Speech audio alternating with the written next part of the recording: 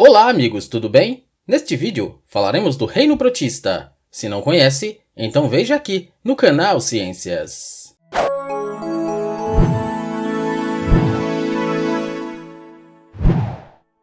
Antigamente, os seres vivos eram classificados por apenas dois reinos. Eram inseridos no reino dos animais ou no reino das plantas. Com o avanço dos estudos dos seres microscópicos, surgiu a necessidade da criação do reino desses organismos. Daí, surgiu o reino protista. Os principais organismos do reino protista são os protozoários e as algas. Eles podem ser eucariontes, seres que suas células estão delimitadas por um envoltório nuclear. São autótrofos, quando produzem seu próprio alimento, heterótrofos, quando alimentam-se de outros organismos, unicelulares, possuidores de apenas uma célula, ou multicelulares, possuidores de mais de uma célula.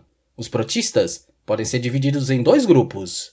O grupo dos protozoários, que são organismos eucariontes unicelulares heterótrofos, e o grupo das algas, que são organismos eucariontes unicelulares ou multicelulares sem tecido e autótrofos por fotossíntese. Primeiro, vamos falar dos protozoários. O nome protozoário significa primeiro animal. Esse termo era designado quando eles eram classificados como animais. Alguns desses seres são de vida livre, outros vivem no corpo de outros seres vivos, principalmente como parasitas. Os que são livres vivem em água doce, no mar e também em solos úmidos.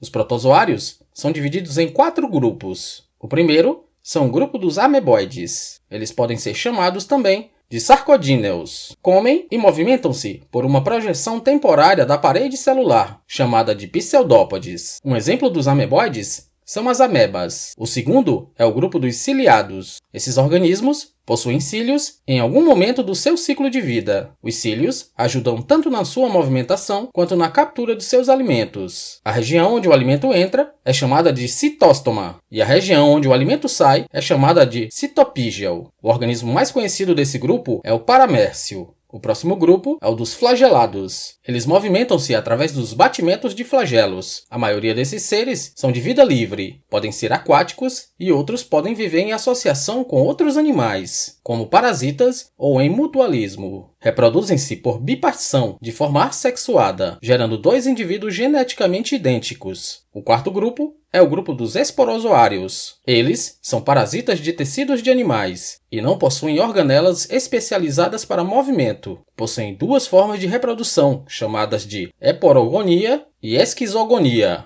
Um exemplo desse grupo é o Plasmodium, causador da malária. Vamos falar do outro grupo de protozoários, que são as algas. As algas são muito confundidas com as plantas, mas na verdade elas pertencem ao grupo dos protistas. Elas são seres eucariontes, que têm em sua estrutura celular um núcleo, organelas e membrana plasmática. São organismos que apresentam pigmentos fotossintetizantes, e as substâncias orgânicas, que são armazenadas como suas reservas, são os principais critérios que são usados para a distribuição das águas em diferentes grupos. As euglenófitas, por exemplo, são organismos que são representados principalmente pelas euglenas. Elas são muito comuns em águas paradas, e a maioria vive em água doce. Outro tipo de alga são os dinoflagelados. Esse grupo é formado de algas unicelulares e de uma coloração avermelhada. Isso acontece pela presença de um pigmento chamado piridinina. Suas reservas energéticas são o óleo e o amido.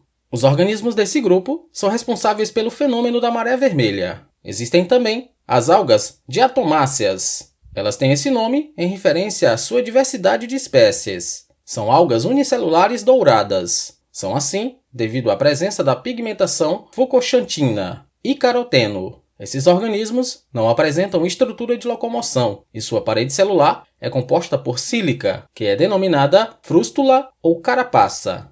As algas feofícias são conhecidas como algas pardas. Elas são multicelulares e, em algumas espécies de indivíduos, chegam a medir mais de 50 metros de comprimento. Um dos organismos mais conhecidos desse grupo são os sargassos, que são encontrados no litoral brasileiro. As algas rodofícias são conhecidas como algas vermelhas. Algumas produzem uma substância gelatinosa chamada de agar. Essas algas são muito utilizadas em gelatinas e no processo de preparo de sushis. Uma das rodofícias mais conhecidas é a pórfira.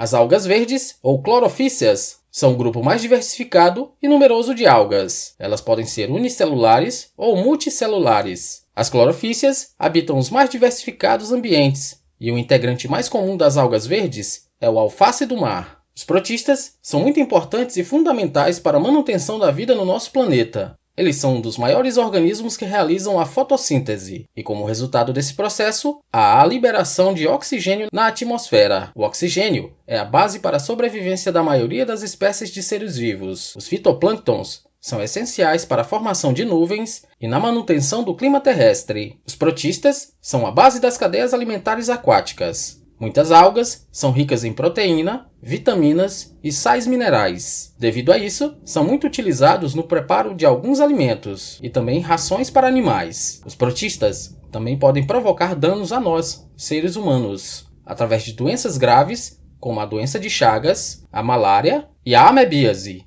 Devemos sempre redobrar os cuidados com o saneamento básico, água e os alimentos que consumimos. Fazendo isso, diminuiremos as chances de não adquirir nenhuma dessas doenças. Esse é o Reino Protista, e este é mais um vídeo do canal Ciências.